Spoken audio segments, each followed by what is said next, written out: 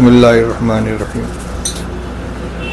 ابھی جو روایتیں پڑھی جا رہی تھیں اس میں ایک مضمون کئی حدیث میں آیا کہ جانتے بوجھتے اگر کوئی شخص کسی ظالم کا ساتھ دیتا ہے، جو ناحق ہے اس کا ساتھ دیتا ہے، تو اس کا وبال بیان کیا گیا ہے۔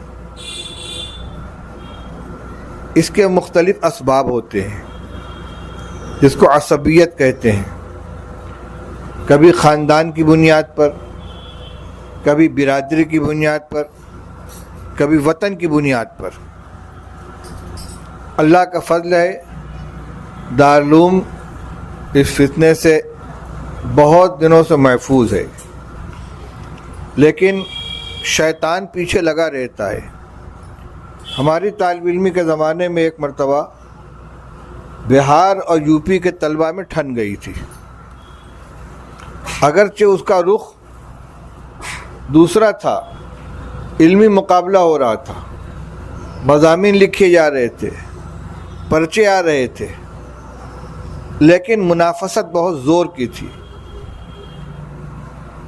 لیکن حکیم الاسلام حضرت مولانا قاری محمد طیب صاحب رحمۃ اللہ علیہ نے بڑی حکمت کے ساتھ اس کو گزار دیا اور سب کو ملا دیا۔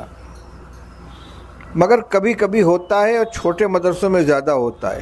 کیا ہوتا ہے؟ یو پی کے ایک لڑکے نے ایک بہاری کو مار دیا ہے۔ اب یو پی والے سب ایک ساتھ ہو گئے، بہاری سب ایک ساتھ ہو گئے، یعنی ایک فرد نے ایک فرد کو نہیں مارا ہے، دونوں ساتھی ہیں، ایک ساتھ کھاتے پیتے ٹہلتے ہیں، پڑھتے ہیں، جب تک کوئی بات نہیں تھی، لیکن اختلاف ہو گیا اور ہاتھ چل گیا تو فوراً اس میں ایک یو پی کا ہو گیا، ایک بہار کا ہو گیا۔ یہ جاہلیت ہے۔ حدیث میں واقعہ بیان کیا گیا ہے کہ ایک صحابی جن کی مزاج کے اندر مزاح تھا، مذاق کرنے والے، دوسرے ساتھی کے ساتھ انہوں نے کچھ مذاق کیا اور ان کو غصہ آ گیا، انہوں نے ایک تماچا مار دیا۔ جب انہوں نے تماچا مارا، انہوں نے آواز لگا دی، کچھ ان کے حمایتی آ گئے، انہوں نے کچھ آواز لگائی، ان کے حمایتی آ گئے، یا للانصار یا للمہاجرین، چلو انصاریو، چلو مہاجرین۔ رسول اللہ صلی اللہ علیہ وسلم کو اطلاع، فوراً تشریف لائے، پر ما بال دعوی الجاہلیہ، یہ کیا جاہلیت کی باتیں کر رہے ہو؟ میں تمہارے درمیان موجود ہوں۔ آپ ہجرت کر کے آئے تو انصار اور مہاجرین کو ایسا سیر و شکر کر دیا کہ ایک انصاری اور ایک مہاجر کو بھائی بنا دیا، اور ایسا بھائی بنا دیا کہ سگے بھائی سے زیادہ مقام اس کو مل گیا۔ حضرت عبد الرحمن ابن عوف رضی اللہ تعالیٰ عنہ مہاجرین میں سے ہیں، حضرت سعد ابن ربیع انصاری ہیں۔ حضور صلی اللہ علیہ وسلم نے حضرت عبد الرحمن ابن عوف کو سعد ابن ربیع انصاری کا بھائی بنا دیا، مواخات کا رشتہ قائم کرا دیا، یہ ان کو اپنے گھر لے گئے، اس لیے کہ مہاجرین گھر بار دل سب کچھ چھوڑ کر آئے تھے۔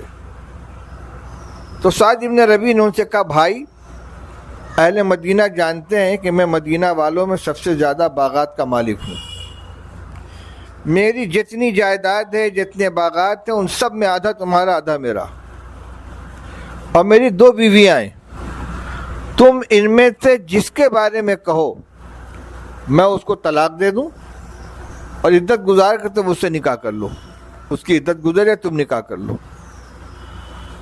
یہ ان کی طرف سے پیشکش تھی، ایثار تھا۔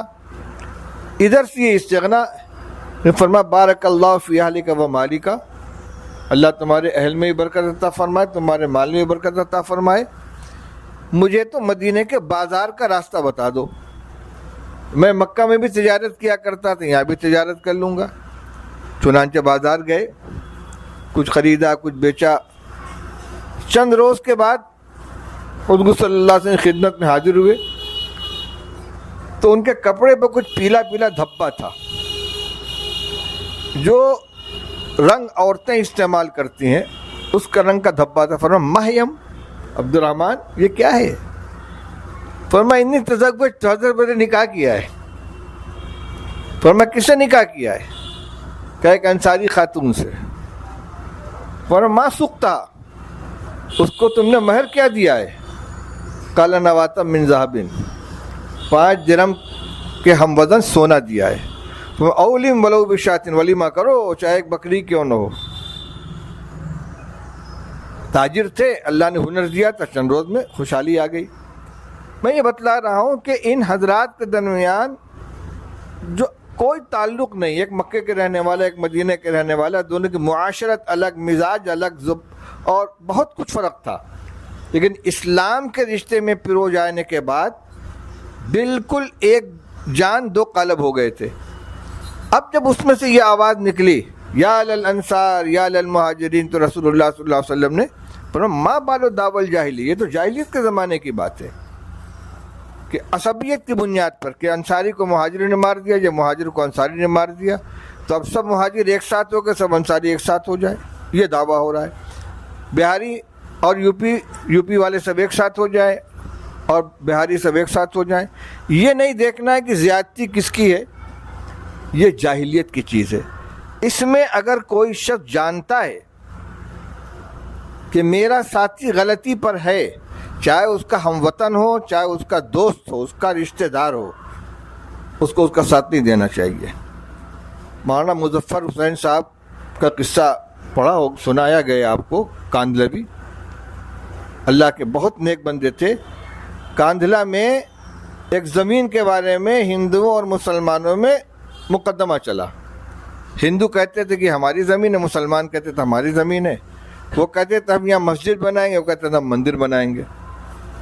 انگریز کا زمانہ تھا، مقدمہ گیا انگریز کی عدالت میں۔ ہندوؤں نے کہا کہ یہ مولوی صاحب جو کہہ دیں گے ہم اس کو مان لیں گے، یعنی مولانا مظفر حسین صاحب۔ جج نے جو انگریز تھا مسلمانوں کو بلایا، کہا کہ یہ تمہارے مولوی صاحب مولوی مظفر صاحب، ان کے ہاتھ میں معاملہ دے تو یہ جو فیصلہ کر دیں۔ ہاں ہاں بالکل بالکل۔ تو سوچا حضرت تو مسلمانوں کی حمایت کریں گے ہی۔ جج نے بلایا ان کو کہ مولوی صاحب یہ جو جھگڑا ہو رہا ہے زمین کے بارے میں، آپ بتائیے زمین کس کی ہے؟ ان کہ یہ تو ہندوؤں کی زمین ہے۔ جج نے فیصلہ لکھا کہ مسلمان ہار گئے، اسلام جیت گیا۔ بڑا تاریخی جملہ ہے کہ مسلمان ہار گئے، اسلام جیت گیا۔ اس کا اثر یہ ہوا کہ ان ہندوؤں نے برضا و رغبت وہ زمین مسجد بنانے کے لیے مسلمانوں کے حوالے کر دی۔ پوری جماعت کا، پورے مسلمانوں کا مسئلہ ہے، لیکن جو صحیح بات ہے وہی اسی کی گواہی دیں گے۔ اس لیے شہادت زور کو من اکبر الکبائر قرار دیا گیا۔ بخاری شریف کی روایت ہے، رسول اللہ صلی اللہ علیہ وسلم نے فرمایا کہ میں تم کو گناہ کبیرہ نہ بتاؤں؟ تو فلاں گناہ کبیرہ ہے، فلاں گناہ کبیرہ ہے۔ 1 2 شمار کرنے کے بعد آپ ٹیک لگائے بیٹھے تو سیدھے ہو کر بیٹھ گئے۔ فرمایا الا وقول زور، الا وقول زور، الا وقول زور۔ جان بوجھ کر جھوٹ بولنا یا جھوٹی گواہی دینا یہ اکبر الکبائر میں سے ہے۔